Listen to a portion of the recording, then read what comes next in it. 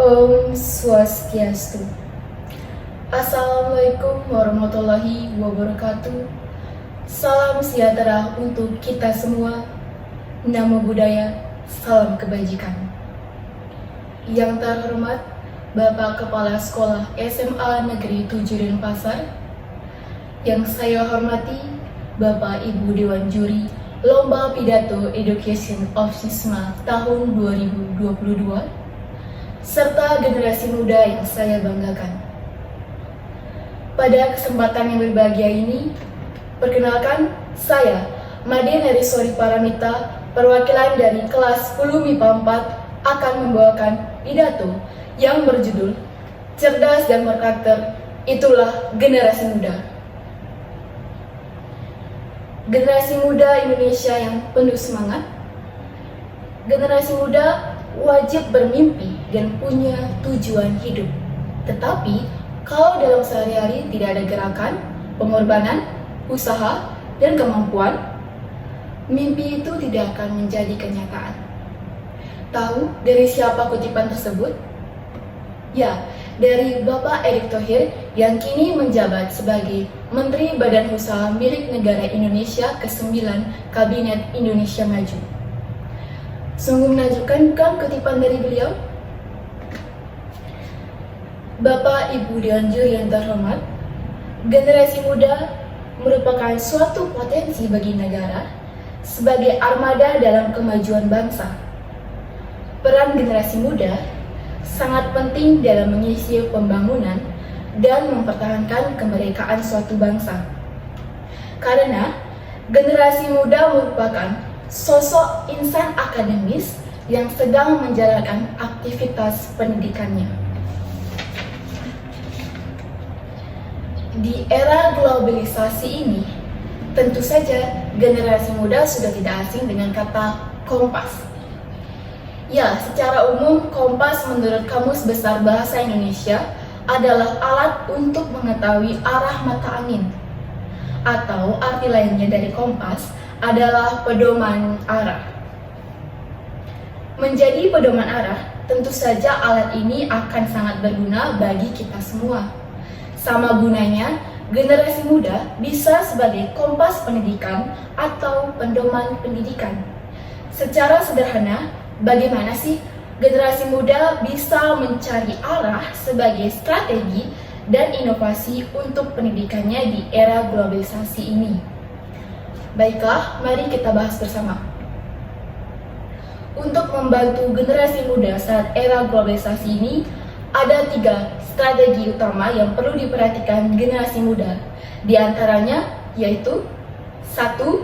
Tidak hanyut dan menjadi korban dari sisi negatif kemajuan teknologi. 2. Membangun kepedulian sosial sejak dini. Setiap orang tua ikut untuk membangun kesadaran sosial terhadap anak sejak dini, dimulai dari lingkungan keluarga, sehingga nantinya anak tidak menjadi orang yang individualistis. Dan yang ketiga, aktif dengan membuat regulasi terkait penguatan literasi digital. Dengan adanya sebuah regulasi bersama dapat mencegah perilaku berisiko dari pemanfaatan teknologi informasi saat ini, supaya para generasi muda nantinya dapat membangun negara Indonesia menjadi lebih baik ke depannya. Hadirin yang saya hormati, jika kita perhatikan, saat ini kita sedang berada di revolusi industri 4, di mana terjadi persaingan di bidang-bidang ide kreatif dan penguasaan teknologi menjadi salah satu kunci sukses seseorang saat ini.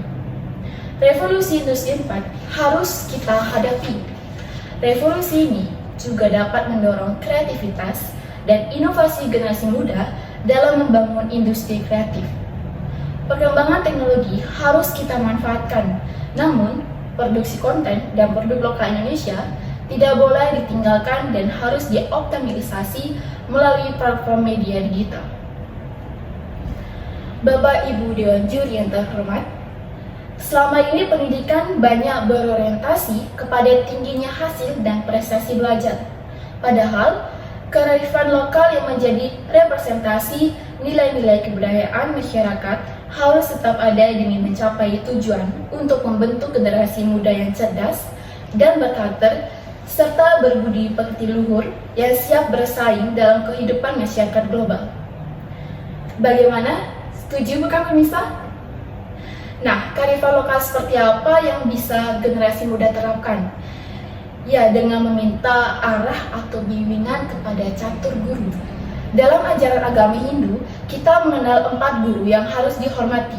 Di antaranya guru swadhyaya, guru rupaka, guru pengajian, dan guru wisasa yang semua itu disebut catur guru.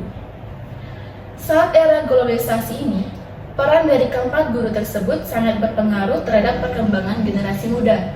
Berawal dari meminta arah atau bimbingan kepada catur guru, generasi muda juga akan dituntun untuk dapat menemukan serta menjadi kompas atau arah pendidikan di era globalisasi.